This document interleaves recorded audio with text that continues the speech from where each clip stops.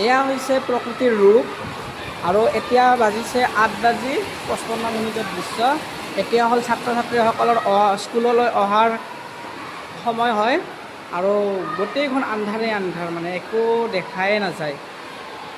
তো কেনেদৰে আহিছে ছাত্ৰ ছাত্ৰীসকল তাকে ধন্য মানিছোঁ।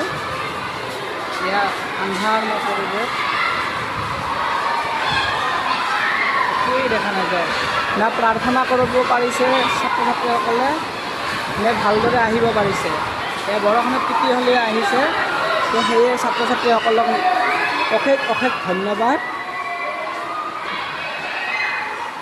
আৰু এই বতৰটো যাতে সোনকালে যাতে নাইকিয়া হৈ যায়, ছাত্ৰ ছাত্ৰীসকলে যাতে আহিব পাৰে স্কুলত, তাৰে কামনাই কৰিলোঁ সেয়া ভগৱানৰ ওচৰত।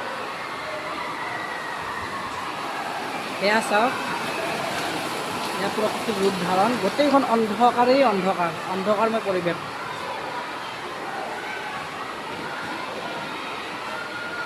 এনেকুৱা পৰিৱেশ হ'লে কেনেদৰে পঢ়িব, কেনেদৰে শিক্ষকসকলে কেনেদৰে পঢ়াব, ছাত্ৰ ছাত্ৰীসকলে কেনেদৰে পঢ়িব, একো দেখাই নাযায়।